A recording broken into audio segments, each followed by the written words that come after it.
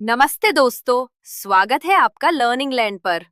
यहाँ हम दुनिया की रोचक कहानियों, इतिहास और भविष्य की झलकियों को आपके सामने लाते हैं। आज का सवाल बेहद दिलचस्प है। अगले 50 सालों में कौन से नए देश पैदा हो सकते हैं? जी हाँ, आने वाले समय में दुनिया का नक्शा वैसा नहीं रहेगा जैसा आज है। तो चलिए शुरू करते हैं ये रोमांचक सफर।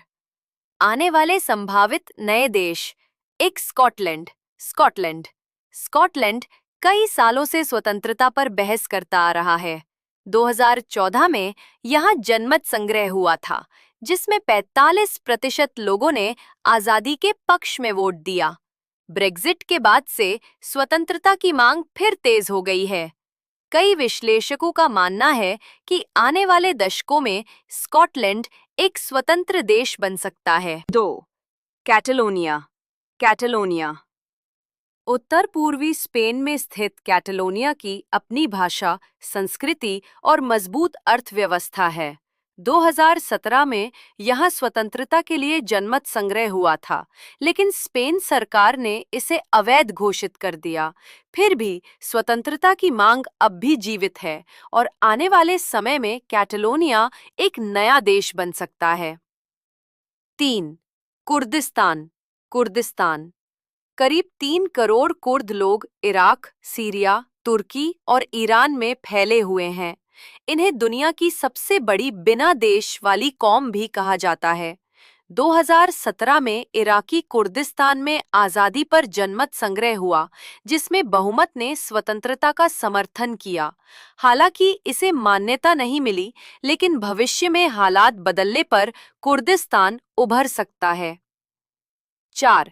फिलिस्तीन। पैलेस्टाइन फिलिस्तीन को अब तक 130 से अधिक देशों ने मान्यता दी है, लेकिन ये अभी भी पूरी तरह स्वतंत्र राष्ट्र नहीं है। इजराइल फिलिस्तीन विवाद अब भी जारी है और अगर दो देश समाधान आगे बढ़ता है तो आने वाले दशकों में फिलिस्तीन एक मान्यता प्राप्त देश बन सकता है। 5. बुगनविल। पापुआ न्यू गिनी का यह क्षेत्र 2019 में हुए जनमत संग्रह में 97% वोट के साथ स्वतंत्रता के पक्ष में खड़ा हुआ। अभी बातचीत जारी है, लेकिन विशेषज्ञों का मानना है कि 2030 तक बुगनविल दुनिया के नक्शे पर एक नया देश बन जाएगा। 6. पश्चिमी सहारा। वेस्टर्न सहारा यह क्षेत्र लंबे समय से विवाद में है। मोरक्को इसे अपना हिस्सा मानता है, जबकि सहारावी अरब डेमोक्रेटिक रिपब्लिक स्वतंत्रता की घोषणा कर चुका है। अगर संयुक्त राष्ट्र की पहल और वार्ता सफल होती है, तो पश्चिमी सहारा एक नया देश बन सकता है। 7. क्यूबेक। कनाडा का यह प्रांत फ्रेंच भाषा और संस्कृति का केंद्र है। यहाँ 2 बार जनमत संग्रह हुआ है, 1980 और 1995 में। हालांकि दोनों बार आज़ादी को हार मिली, लेकिन भविष्य में परिस्थितियों के बदलने पर क्यूबेक एक संप्रभु राष्ट्र बन सकता है। 8. सोमालीलैंड। 1991 में सोमालिया से अलग होकर सोमालीलैंड ने खुद को स्वतंत्र घोषित कर दिया था। यहाँ अपनी सरकार, सेना, चुनाव और मुद्रा तक है। ये सोमालिया से कहीं अधिक स्थिर है, लेकिन अंतर्राष्ट्रीय मान्यता की कमी है। अगर मान्यता मिली तो सोमालीलैंड तुरंत नया देश बन जाएगा। 9. तिब्बत। 1950 के दशक में चीन ने तिब्बत को अपने नियंत्रण में लिया, लेकिन तिब्बती लोग अब भी अपनी अलग पहचान और स्वतंत्रता की मांग करते हैं। हालांकि चीन 10 न्यू कैलेडोनिया, फ्रांस का ये प्रशांत महासागरीय क्षेत्र अब तक 3 जनमत संग्रह कर चुका है। हालांकि हर बार बहुमत ने फ्रांस में बने रहने का फैसला किया, लेकिन अंतर काफी कम रहा।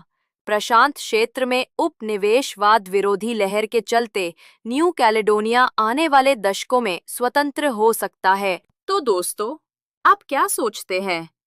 क्या 2075 तक हम नक्शे पर स्कॉटलैंड या कुर्दिस्तान को देखेंगे, या फिर ऐसे देश सामने आएंगे जिनके बारे में आज हम सोच भी नहीं सकते?